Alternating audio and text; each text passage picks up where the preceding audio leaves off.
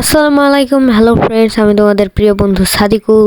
তো চলে এসেছি আজকের নতুন একটা ভিডিওতে। তো একটু খারাপ খবর আছে যে আমার গোল্ড ফিশটা মারা গেছে, জায়গাটা ফাঁকা ফাঁকা লাগছে। আমি ভাবছি অ্যাঞ্জেল ফিশ নিয়ে আসবো, দেখি কি হয়।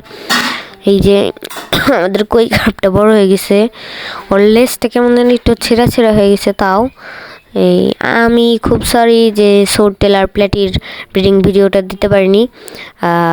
ওই মেন ট্যাঙ্কে বাচ্চা দিয়ে দিছিল।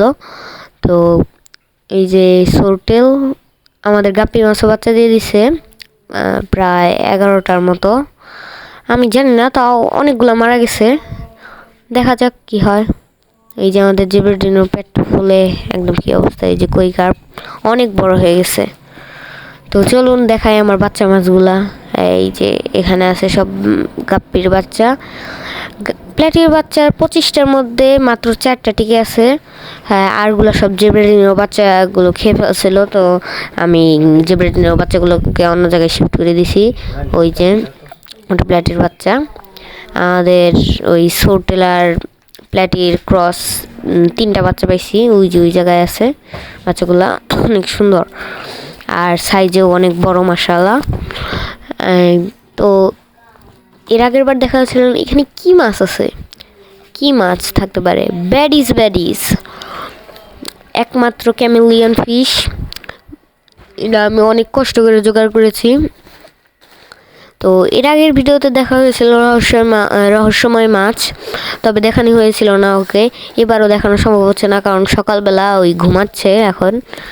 এই যে জেব্রাডিনোর বেবিগুলোকে আলাদা করে দিছি, আর এখন অনেক বড় হয়ে গেছে, নিজেরা খাবার খেতে পারে। এখানে কিলি ফিশের কিছু বাচ্চা আছে, আরেকটা কি মাছের বাচ্চা এখন, ওটা ওই যে বার্বের বাচ্চা নাকি কিসের বাচ্চা আমি ঠিক জানি না। ওই যে নিচের দিকে আছে, ওই যে নিচের দিকে ঘুরে সব সময়। আর হাইড্রিলা গাছগুলো অনেক বড় হয়ে গেছে, সাবস্ট্রেটটা ভালো দেওয়ার কারণে হাইড্রিলা গাছগুলো ভালোভাবে গ্রো করছে। ওই যে ছোট্ট, প্রায় কত বলবো, 5 মিলিমিটার, 1 সেমিও না মনে হয়, ততখানি ওটা। তারপর ওই যে কিলিফিশটা দেখানো যায় না সহজে। ওই যে আমাদের কিলিফিশ। তো এই যে আমাদের মলি মাছের বাচ্চা আছে এখানে। এই যে ওরা অনেক বড় হয়ে গেছে, ওরা সবসময় লুকায় থাকতে পছন্দ করে। ওই যে সব শামুকের তলে যায় লুকাচ্ছে। এখানে কিছু ফ্লোটিং প্লেট নিয়ে দিয়েছিলাম। তো আমার তেলাপিয়া মাছেরই মেলা দিন ধরে দেওয়া হয় না। এই যে একটাই বেঁচে আছে শেষ পর্যন্ত, এই সবাইকে মাইরে খেয়ে নিছে। তো এই শেষমেশ বেঁচে আছে। আর কিছু শিং মাছ বেঁচে আছে, ওগুলো নিচ দিক দিয়ে থাকে সবসময়। ওরা অনেক বড় হয়ে গেছে। এখন চলুন বাইরে যাই। এই যে আমার হাঁস, ওরা বড় হয়ে যাচ্ছে। ওই যে অনেক বড় হয়ে গেছে। এই যে মুরগির বাচ্চাগুলো আছে, এই যে এখানে নিচ দিয়ে থাকে সবসময় ছায়ার মধ্যে। কারণ এই জায়গাটা একটা বেগুন গাছ ছিল, সেটা মারা গেছে। তবে ইয়ের মতো হয়েছে। এই যে আমাদের কিউট হাঁস, ওই অনেক বড় হয়ে গেছে। আসুন আমাদের কোয়েল পাখির ঘরে যাওয়া যাক, ওখানে দেখান যাক কি আছে। তো এই যে আমরা কোয়েল পাখির ঘরে চলে আসলাম। এই যে কোয়েল পাখি 3টাই আছে, ডিম পাড়ছে দুইটাই এখন। এই যে, তো এই দেখো আমার একটা কুচা মুরগি আছে দুষ্টু, ওই যে বসে আছে।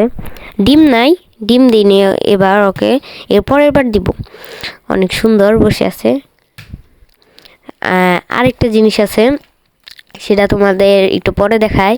খুবই মজার একটা কাহিনী।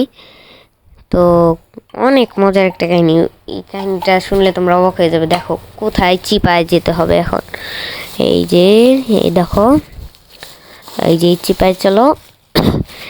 এই দেখো, দেখছো আমার হাঁসটা কোথায় ডিম পেড়ে কুচে বসে আছে। তাও অনেক দিন হলো। এই ওই কিন্তু আমার সবচেয়ে প্রিয় হাঁস। এই পর্যন্ত ওকে বিক্রি করে নিয়ে ওই 4-5 বার মনে হয় বাচ্চা তুলালো। ওই যে ঠোঁটগুলো একদম গোলাপি কালার। এই যে ডিম, মোট 13টা ডিম নিয়ে বসেছে। 14টা ডিম নিয়ে বসছিল, কিন্তু একটা ডিম ওই ভেঙে ফেলছে। এই যে 13টা আছে। এই কিছু দিনের মধ্যেই বাচ্চা ফুটবে, অনেক সুন্দর। তো আজকের মতো এখানেই শেষ করছি, আবারও দেখা হবে অন্য কোনো ভিডিওতে, অন্য একদিন, নতুন একদিন। তো বাই।